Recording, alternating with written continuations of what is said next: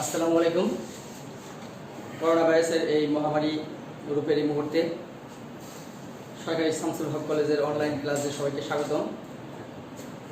প্রিয় শিক্ষার্থীবৃন্দ, honours second ইয়ারের ইন্টারমিডিয়েট অ্যাকাউন্টিং ক্লাসটি তোমরা একটু মনোযোগ সহকারে খেয়াল করবে, যেহেতু কথা বলার সুযোগ কম, কারণ আমাদের একটা ম্যাথ করতে গেলে অনেক সময়ের ব্যাপার। তো দেখ স্টার্ট করতেছি। আমরা আজকে যে বিষয়টা নিয়ে আলোচনা করবো, ইন্টারমিডিয়েট অ্যাকাউন্টিং এর plant asset, natural resource and intangible asset, এই টপিকসটা নিয়ে। এটা দ্বিতীয় অধ্যায়। দেখ প্লান্ট অ্যাসেট এখানে আসলে মূলত কাজ হচ্ছে দুই ধরনের।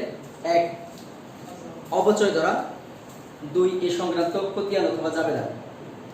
দেখ আমরা যেটা করতেছিলাম, প্লান্ট অ্যাসেটের অবচয় মূলত কাজ। অবচয় ধরার পদ্ধতি বিভিন্ন লেখক বিভিন্নভাবে আলোচনা করার পরে দুটি ভাবে বলা যায়, 13টি পদ্ধতি অথবা 14টি পদ্ধতি। যদিও সবগুলো পদ্ধতি তোমাদের জন্য আসার মতো নয়, তবে জেনে রাখা দরকার পদ্ধতি হইতেছে 13টি অথবা 14টি। 5টি অবচয় ধরার পদ্ধতি তোমাদের কমন। তার 1, straight line method. 2, production unit method. 3, sum of yardage method. 5, double declining balance method. 6, ডিমিলেশন ব্যালেন্স মেথড।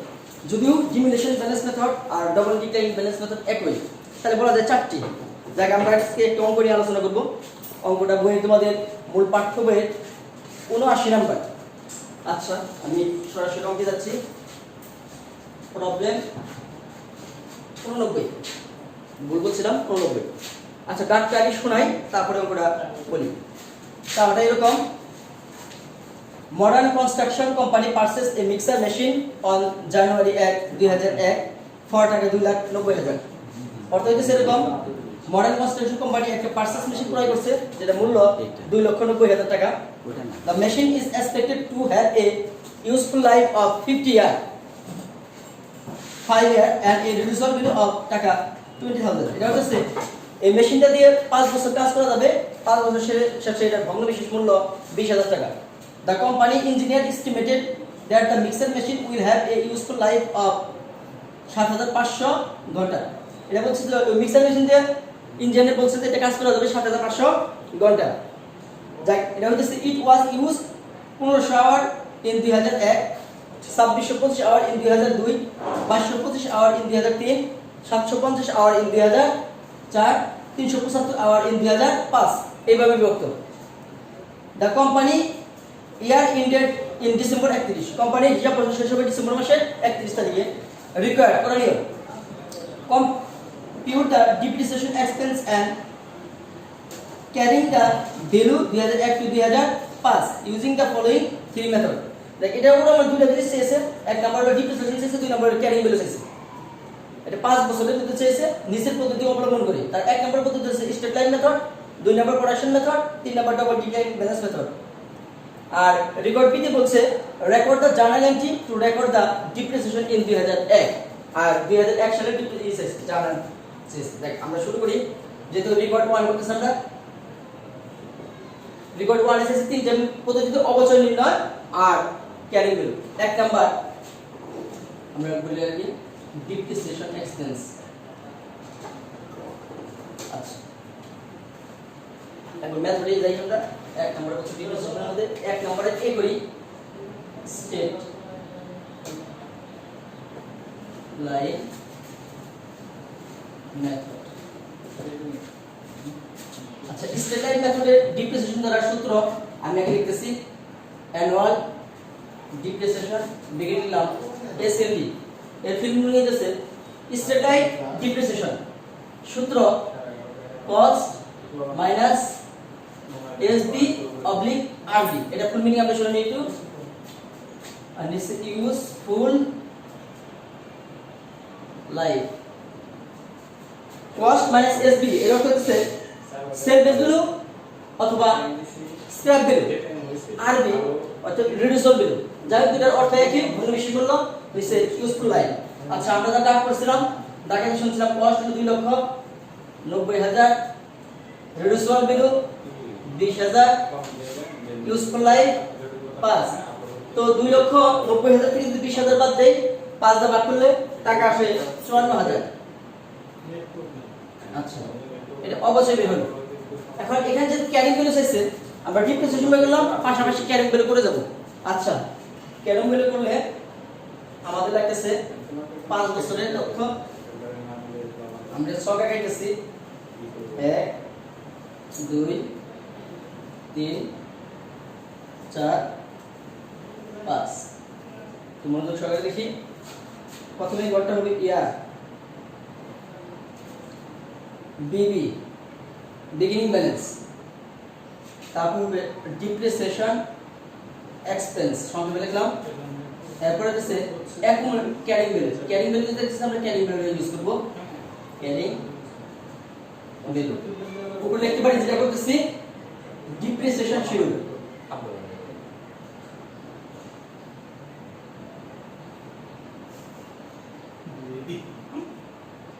আচ্ছা প্রথম ইয়ার হচ্ছে 2001 2002 2003 2004 2005।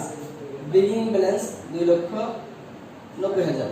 আচ্ছা একটা জিনিস মনে রাখার বিষয়, স্ট্যান্ডার্ড মেথড এর বাংলা হচ্ছে সরলীকৃত অবচয়। সরলীকৃত অবচয়ের একটি সুবিধা হলো প্রতি বছরের অবচয় সমপরিমাণ। তার মানে আমরা যে অবচয় বের করেছি 54,000 টাকা, এখানে প্রত্যেক বছরে অবচয়টা কত? 54,000 টাকা। এটা আমরা লিখে দিতে পারি 54,000 54,000 54,000 54,000 54,000। আচ্ছা এখন যে কাজটা আমাদের ক্যারিং ভ্যালু বের করে নিয়ম হচ্ছে বিগিনিং ব্যালেন্স থেকে তোমার জানে ডিপ্রিসিয়েশন বাদ। তো বিগিনিং ব্যালেন্স 2090, এর থেকে 54,000 যদি বাদ দেই আসে 2,36,000। শুরুতে লিখব এবার, তাতে কত হবে?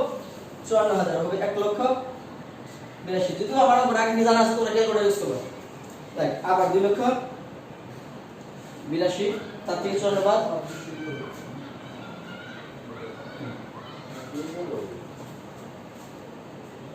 1,28,000। শুরুতে 28,000 থেকে 54 বাদ 74। 74 আবার শুরুতে হবে, বাদ দিয়ে যদি 20,000। আরেকটা জিনিস খেয়াল করার বিষয়, অঙ্ক হয়েছে তার প্রমাণ হইতেছে যদি রিডিউসেবল ভ্যালু বা সেলফ ভ্যালুর সাথে তোমার ক্যারিং ভ্যালু লাস্টে মিলে যায় তাহলে অঙ্কটা হয়ে গেছে। আচ্ছা যেহেতু তিন পদ্ধতি, তার একটি পদ্ধতি মাত্র শেষ হলো।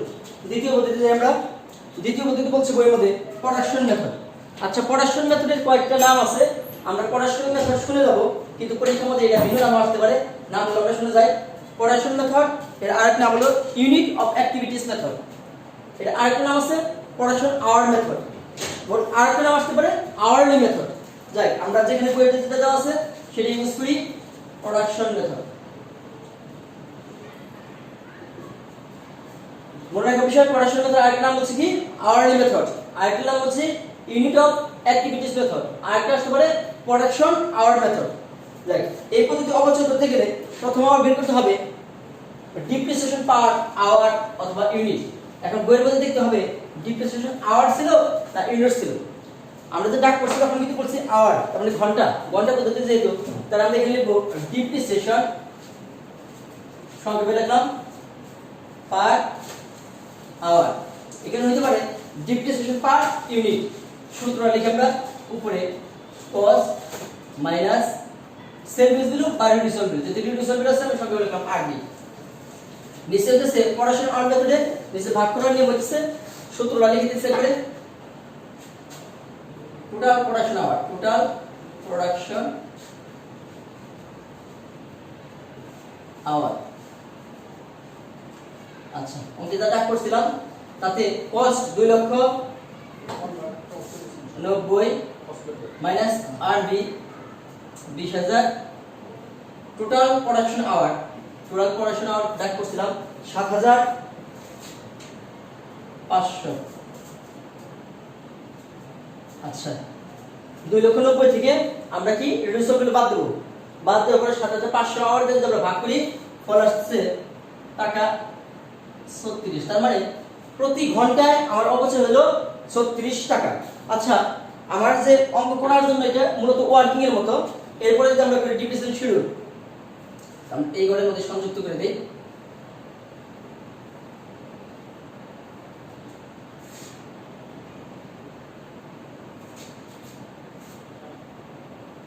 ঘরটা একটু অন্যরকম হবে।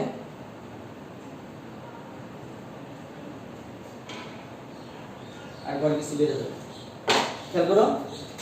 প্রথমে ইয়ার পর লিখতে হয় আমাদের বিগিনিং ব্যালেন্স, এটা ঠিক। তারপরে লিখবো আমরা ইয়ারলি আওয়ার,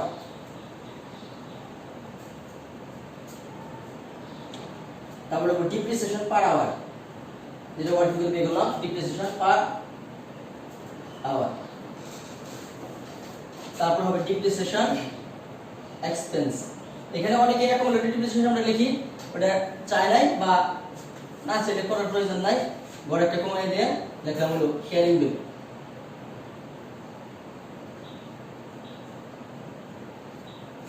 আচ্ছা খেয়াল করি ডিপ্রিসিয়েশন শিডিউল, কিন্তু প্রথমে বললাম কি স্টেট টাইম মেথডে, দ্বিতীয় করতেছি পড়াশোন মেথড। পড়াশোন মেথড আরেকটা নাম হচ্ছে কিন্তু আওয়ারলি মেথড, যেটা যে কোনটা থাকতে পারে আওয়ারলি মেথড। আচ্ছা যেটা প্রথমে বিগিনিং ব্যালেন্স 2,90,000। এখানে কেমন রাখার বিষয়, আওয়ারলি মেথডে প্রথমে বইয়ে যে দেওয়া আছে আওয়ারগুলো ওটা লিখতে হবে আমার ক্রমান্বয়ে। প্রথমে 2001 সাল, 2001 সালে দেওয়া ছিল 1500, তারপর দেওয়া ছিল মনে হয় 2625, 2250, হ্যাঁ তারপর 750, 375 লিখছি ডিপ্রিসিয়েশন পার আওয়ার। আমরা যে ওয়ার্কিং করছি ওয়ার্কিং এ দেওয়া আছে ডিপ্রিসিয়েশন পার আওয়ার 36 লিখতে পারি, 36 সব জায়গায়।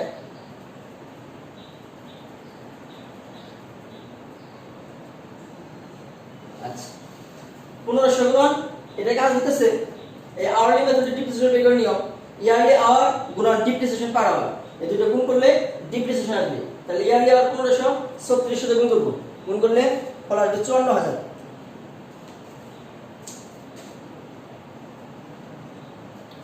2625 গুণন 36 94,500। আমরা ক্যালকুলেটর ইউজ করব, 2250 গুণন 36 আসে 81,000।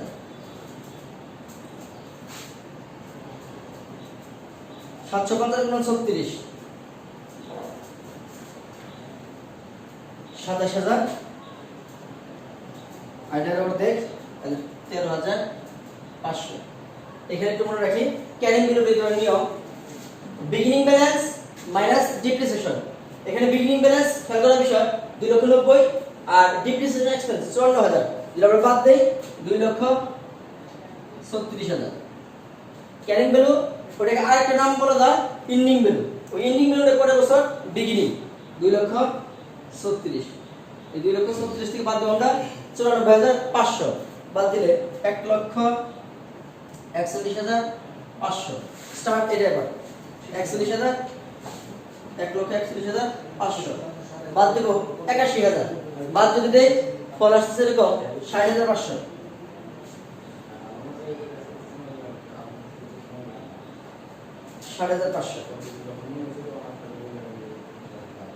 বাদ দেব 27,000, আসতেছে 33,500, শুরুতে 33,500,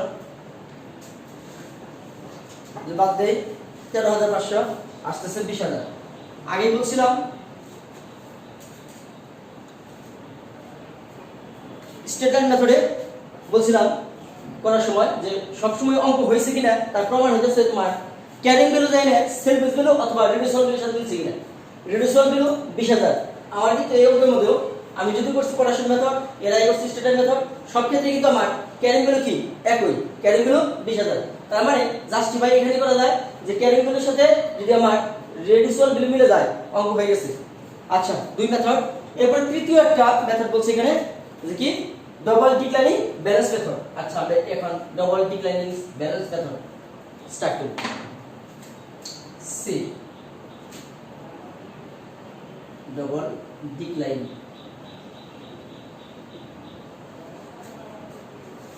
ব্যালেন্স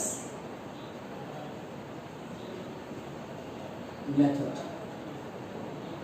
আমি কিন্তু শুরুতে আরেকটা কথা বলছিলাম, ডবল ডিক্লাইনিং ব্যালেন্স মেথড এর আরেকটা নাম বা আরেকটা উপায় বলা যায়, সেটা হলো ডিমিনিশন ব্যালেন্স মেথড অথবা ডিক্লাইনিং ব্যালেন্স মেথড। কাজ একই। যাবে আগে যেটা বললাম সেটা ছিল আমার পটাশিয়াম মেথড। পটাশিয়াম মেথডে ডিপ্রিসিয়েশন বের করার এক রকম, আর ডবল ডিক্লাইনিং ব্যালেন্স মেথডে ডিপ্রিসিয়েশন বের করার আরেক নিয়ম। তাই ডবল ডিক্লাইনিং ব্যালেন্স মেথডে যদি আমি ডিপ্রিসিয়েশন বের করতে চাই, প্রথমে আমাকে বের করতে হবে অপচয়ের হার। এক্ষেত্রে অপচয়ের হার বইয়ের মধ্যে দেওয়া থাকলে বের করার প্রয়োজন হতো না, যেহেতু বইয়ের মধ্যে দেওয়া নাই তাহলে আমার অপচয়ের হার বের করতে হবে। অপচয়ের হার বের করার আবার দুইটা পদ্ধতি, একটা বড় আছে, ছোটটা ইউজ করব, যেহেতু এখানে অপচয় কোন ভাবে বের করতে তা বলা নাই। তাহলে আমরা লিখতে পারি ডিপ্রিসিয়েশন সংক্ষেপে লিখলাম রেট। সূত্রটা মনে রাখি সবাই, 1/n গুণন 2 গুণন 100। আচ্ছা বাইরে যেহেতু বলছি রেট বের করব। আচ্ছা এখানে একটা বিষয় মনে রাখার বিষয়, উপরে 1 is n, n কে বোঝাবো ইউজফুল লাইফ, 2 হইছে ডবল ডিক্লাইনিং ব্যালেন্সের জন্য 2, আর 100 লিখছে কিসের জন্য? অপচয়ের হার বের করার জন্য। তাই তার কিছু বাইরে পার্সেন্টেজ আমাদের বের হয়ে যাবে হারটা। আচ্ছা এখানে একটু হেয়ার হিসেবে লিখে দিতে পারি n, ইউজফুল লাইফ কত পেয়েছিলাম? 5 বছর, তাহলে লিখতে পারি 5 ইয়ার। লিখি এখন আমরা উপরে 1 is n 5 গুণন 2 গুণন 100 বাইরে পার্সেন্ট। এখন 100 নিচে 5 যদি আমরা ভাগ করি আসে 20, তাহলে 2 দিয়ে গুণ, তাহলে কত? 40%। আমার অপচয় হার বের হয়ে গেল। অপচয় হার বের হয়ে গেল। এখন আমার করতে হবে ডিপ্রিসিয়েশন শিডিউল। যেহেতু ক্যারিং ভ্যালু চেয়েছে বা অপচয় চেয়েছে, এর জন্য আমার কি করতে হবে? Depreciation schedule. এই ক্ষেত্রে আবার ডিপ্রিসিয়েশন শিডিউল একটু ভিন্ন, শিডিউলটা ভিন্ন ভিন্ন নিয়মের জন্য ভিন্ন ভিন্ন শিডিউল হবে। এখানে ব্যবহার করা হয় ইয়ারটা লাগবে, বিগিনিং ব্যালেন্স লাগবে, ইয়ারলি আওয়ার আমার প্রয়োজন নেই। আচ্ছা আমি নিচে করি পারলাম মুছতে।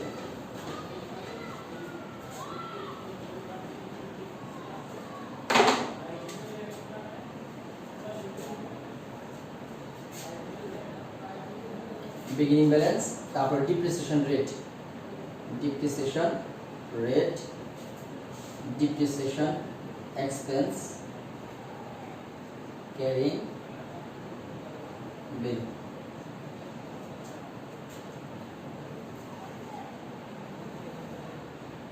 সময় সংক্ষেপ করে প্রথমে 2,90,000। আচ্ছা ডিপ্রিসিয়েশন রেট সব জায়গায় 40%, কিন্তু একটা জিনিস মনে রাখার বিষয়, এই স্ট্রেট লাইন কি ডবল ডিক্লাইনিং ব্যালেন্স মেথড বা ডিমিনিশন ব্যালেন্স মেথড করতে যাব, তখন এই অবচয় হার প্রত্যেক জায়গায় কাজ করলেও আমার যখন ইউজফুল লাইফ শেষ হবে, সর্বশেষ বছর আমার কি ডিপ্রিসিয়েশন রেটটা লিখলে পর ওইভাবে অবচয় করলে অঙ্কটা ফল মিলবে না। লাস্টের বছর একটা উপায় আছে, আমি দেখাচ্ছি বোর্ডে। লাস্টের বছর সূত্র হইতেছে বিগিনিং ব্যালেন্স মাইনাস রিডিউসিবল ব্যালেন্স। আচ্ছা এইভাবে লিখবো আমরা। এখানে দেখি 40% যদি আমরা করি 2,90,000, 40% করলে আসতেছে 1,16,000। আমরা সবটা অবস্থা আগে বের করে নিই, তারপরে এই 1,16,000 যদি রেখে এটা অবশ্যই বাদ দিতে হবে। বাদ দিলে আসতেছে 1,74,000।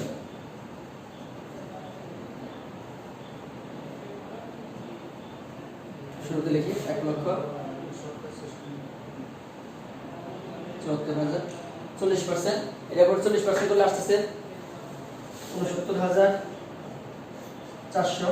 বাদ দেই 1,04,000। ক্যালকুলেটর ইউজ করা লাগছিল 600, 4,400। শুরুতে লিখি 1,04,400, 40% করি, 40% আসতেছে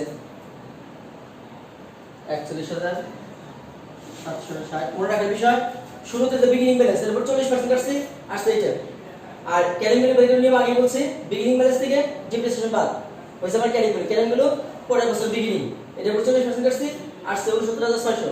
তারপরে কি করছে বিগিনিং ব্যালেন্স থেকে আমরা ডিপ্রিসিয়েশন বাদ দিছি, হইছে ক্যারিং ভ্যালু। ক্যারিং ভ্যালু আবার শুরুতে ওটার উপর 40% আসছে 41,760।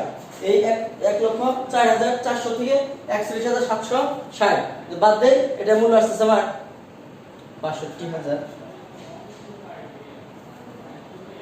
640 শুরুতে এগুলোটা 62,640 আবার 40% এর উপরে 40 আমরা সবসময় ক্যালকুলেটর ইউজ করব আর হবে 25,000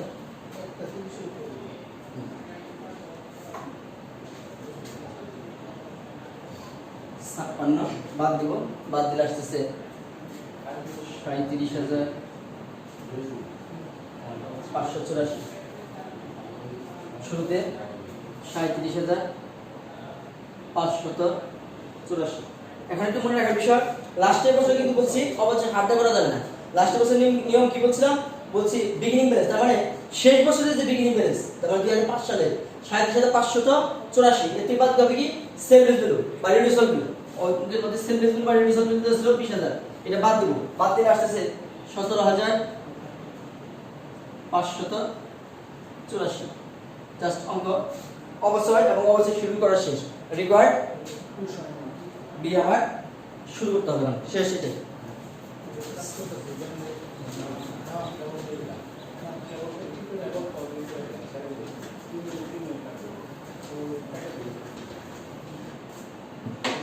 চটপট করি রিকোয়ার্ড বি বিতে বলছে কি আমার ডিপ্রেসেশন দেওয়া হয়েছিল জার্নাল অ্যাডজাস্টিং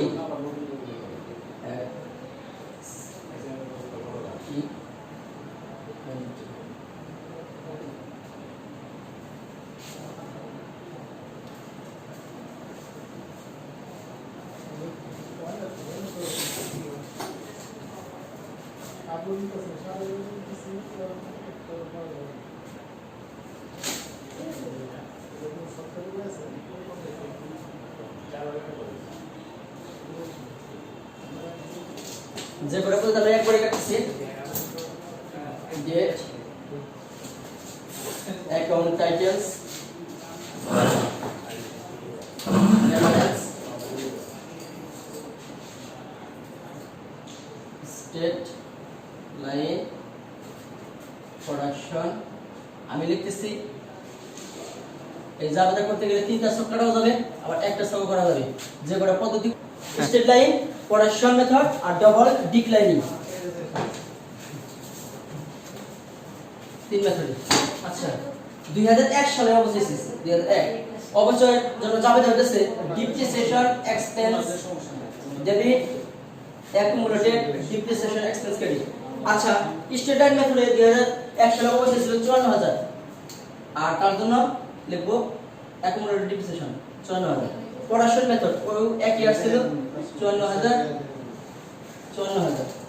আর ডবল ডিক্লাইনিং মেথড আসছিল 1,16,000 1,16,000 আচ্ছা এখানে তিনটা ছক করলে তিনবার এই জিনিসগুলো লিখতে হইতো আমি এক ছকের মধ্যে 3 বছরের কি 1 বছরের 3 নিয়মের অবশ্যই লিখে দিলাম আচ্ছা সবাই ভালো থেকো ধন্যবাদ করোনা পরিবেশে সবাই স্বাস্থ্যবিধি মেনে চলো আচ্ছা ধন্যবাদ পরে আবার